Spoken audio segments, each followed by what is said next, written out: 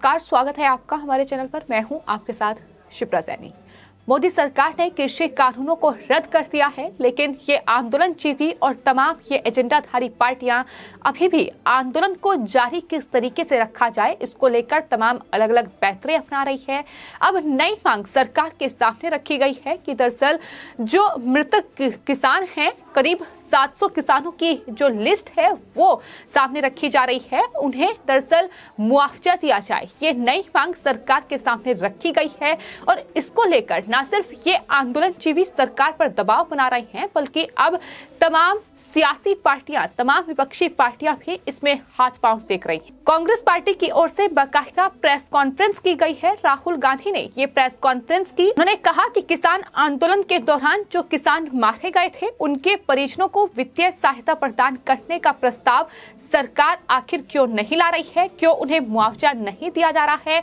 और लोकसभा में जो सरकार की ओर से जवाब दिया गया है, उसमें कृषि मंत्री नरेंद्र सिंह तोमर की ओर से ये दो टूक कहा गया है कि सरकार के पास ऐसा कोई रिकॉर्ड नहीं है और इसलिए मुआवजे का कोई मतलब नहीं है, इस सहायता का कोई मतलब नहीं है, जिसको लेकर अब राहुल गांधी प्रेस कॉन्फ्रेंस कर रहे हैं। उनकी तरफ से कहा गया है कि पंजाब सरकार के पास 403 नाम हैं और उन्हें पंजाब सरकार की ओर से 5 लाख रुपए का मुआवजा दिया गया है। इतना ही नहीं, 152 लोगों को सरकारी नौकरी पंजाब सरकार ने दी है, बाकी लोगों को भी हम नौकरी देंगे। हमारे पास 700 में से 500 नाम हैं जो लिस्ट हमने सरकार को दी है, बाकी नाम हमारे पास पब्लिक रिकॉर्ड में है, उनकी जांच कर सरकार 700 लोगों को मुआवजा दे। ये मांग राहुल गांधी की ओर से की गई है।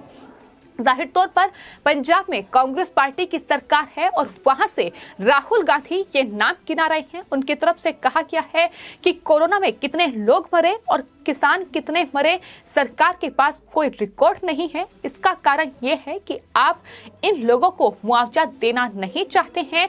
जब ये शहीद हुए, आपने सदन में 2 मिनट का मौन व्रत नहीं रखा इन शहीदों के लिए। तो इस तरीके से सरकार को घेरने का ये नया षड्यंत्र अब कांग्रेस पार्टी की ओर से शुरू हो चुका है। दरअसल हमने कुछ तस्वीरें ऐसी भी देखी हैं जो कृषि कानूनों के रद्द होने के बाद सामने आई हैं, जहां कांग्रेस पार्टी, उनकी युवा इकाई के जो कार्यकर्ता हैं, वो इन तमाम मृतक किसानों को श्रद्धांजलि दे रहे हैं। सवाल ये है कि अभी तक ये कांग्रेस पार्टी आखिर कहां थी, अभी तक ये कांग्रेस के कार्यकर्ता कहां थे।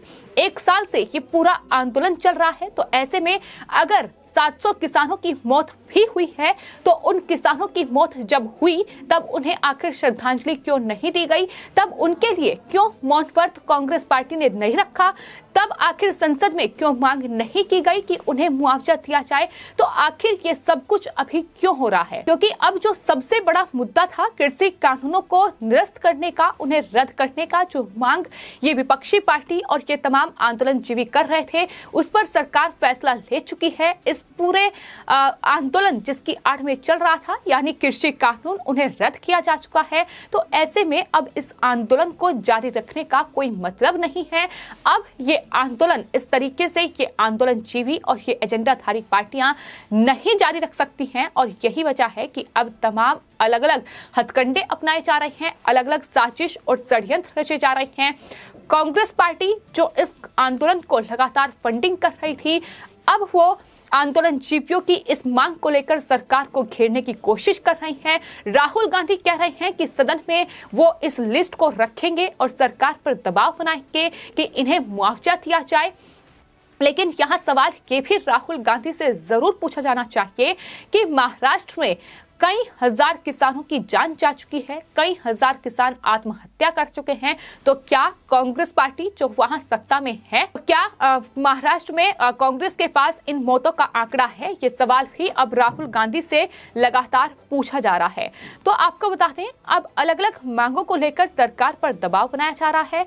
राकेश टिकैत, गुरनाम सिंह चटनी, योगेंद्र यादव और ये तमाम जो तथाकथित किसान नेता हैं, ये कह रहे हैं कि कृषि कानून तो रद्द हो गया है, लेकिन अब एमएसपी पर कानून बनना चाहिए। जो किसान मारे गए हैं उन्हें मुआवजा मिलना चाहिए।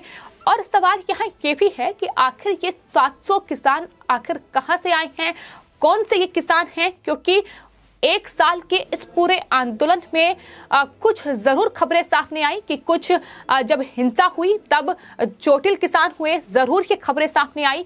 कोरोना के वक्त तब एक भी किसान की मौत नहीं हुई, ऐसा कोई आंकड़ा सामने नहीं है। तो ऐसे में ये 700 किसान आखिर कौन हैं जिनकी मौत हुई है? यही सरकार भी कह रही है कि उनके पास कोई आंकड़ा नहीं है और इसलिए इस आर्थिक सहायता का कोई सवाल ही पैदा नहीं होता, जिसकी मांग ये तमाम विपक्षी पार्टियां और ये आंदोलनजीवी कर रहे हैं। लोकसभा में केंद्र सरकार की ओर से ये जवाब दिया गया है। दरअसल लोकसभा में केंद्र सरकार से ये सवाल किया गया था कि मृतक किसानों के परिजनों को वित्तीय सहायता दिए जाने का कोई प्रस्ताव तैयार किया जा रहा है या फिर नहीं, जिस पर कृषि मंत्री नरेंद्र सिंह तोमर की ओर से ये जवाब दिया गया है कि दरअसल कृषि मंत्रालय के पास मृतक किसानों का कोई रिकॉर्ड नहीं है, इसलिए उन्हें आर्थिक सहायता का कोई सवाल ही पैदा नहीं होता। और अब जो तमाम अलग अलग मीडिया रिपोर्ट में ये आंदोलनजीवी दावा कर रहे हैं, ये कह रहे हैं कि सिंघू बॉर्डर, टिकरी बॉर्डर और गाजीपुर बॉर्डर पर कृषि कानूनों के खिलाफ विरोध प्रदर्शन करने वाले 700 से ज्यादा किसान अपनी जान गंवा चुके हैं। ये मौतें जो हुई हैं वो मौसम की मार के चलते हुई हैं, गंदगी के कारण हुई हैं और तमाम बीमारियों और आत्महत्या के कारण ये मौतें हुई हैं। सवाल यहाँ ये भी है कि कोरोना के वक्त भी जब सरकार की ओर से बार बार ये अपील की गई कि ये आंदोलन खत्म कर दिया जाए वरना कोरोना से किसानों की जान जा सकती है, तो तब ये राकेश टिकैत एंड गैंग की ओर से कहा गया कि कोरोना हमारा कुछ नहीं बिगाड़ पाएगा, तब ये बीमारियां उन्हें नहीं लगी। लेकिन आज अगर सरकार कृषि कानूनों को रद्द कर रही है तो तमाम अलग अलग पैतरे अपनाए जा रहे हैं। उन तमाम किसानों की लिस्ट सामने रखी जा रही है जिनकी मौत इस आंदोलन के चलते हुई है। मुआवजे की मांग की जा रही है लखीमपुर खीरी के पीड़ितों के लिए और साथ ही तमाम अलग अलग दूसरी मांगे हैं। 6 कुल मांगे हैं संयुक्त किसान मोर्चा की, जिन्हें आगे रखकर फिलहाल सरकार किसानों से बातचीत करे। ये मांग राकेश टिकैत, राहुल गांधी और ये तमाम विपक्षी पार्टियां अब कर रही हैं, क्योंकि ये समझ चुकी है कि अब कहीं ना कहीं इन पर एक्शन का वक्त आ गया है, क्योंकि कानूनों को रद्द कर दिया गया है। तो ऐसे में अब ये सड़कों को खोलना होगा और अगर ये नहीं हुआ तो आने वाले वक्त में सरकार इन आंदोलनजीवियों पर एक्शन ले सकती है।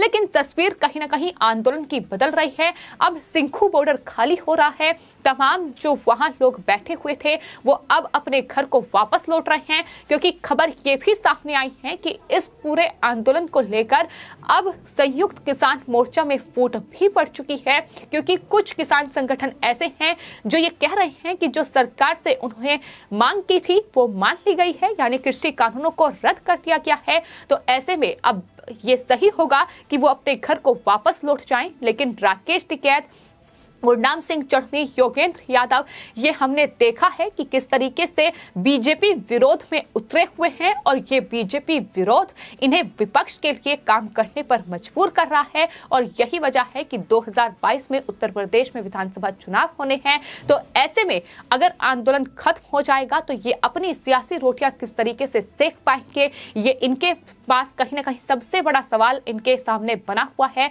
और यही वजह है कि इस पूरे आंदोलन को अब जारी रखने के लिए ये तमाम नई नई तरकीब जो है वो ये आंदोलनजीवी और ये तमाम एजेंडाधारी पार्टियां निकाल रही हैं।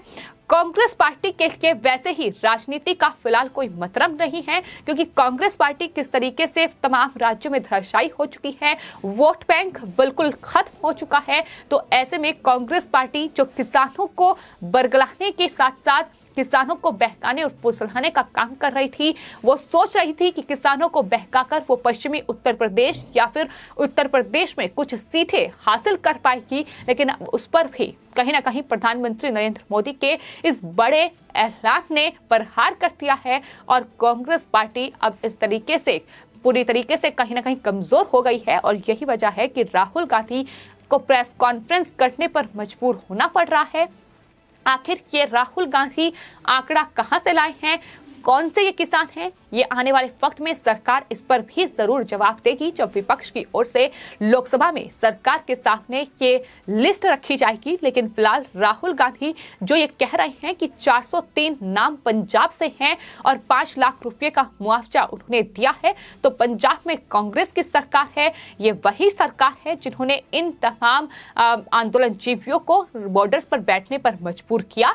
अगर किसानों की मौत हुई है, अगर 700 किसानों की जान गई है, तो उनकी मौत के जिम्मेदार कोई और नहीं है बल्कि ये राकेश टिकैत, गुरनाम सिंह जर्नी, योगेंद्र यादव, दर्शनपाल सिंह और ये तमाम एजेंडाधारी पार्टियां हैं, विपक्षी पार्टियां हैं। खासतौर पर कांग्रेस पार्टी जो लगातार इस आंदोलन को फंडिंग कर रही थी और लगातार इस आंदोलन को समर्थन उनकी तरफ से किया गया है।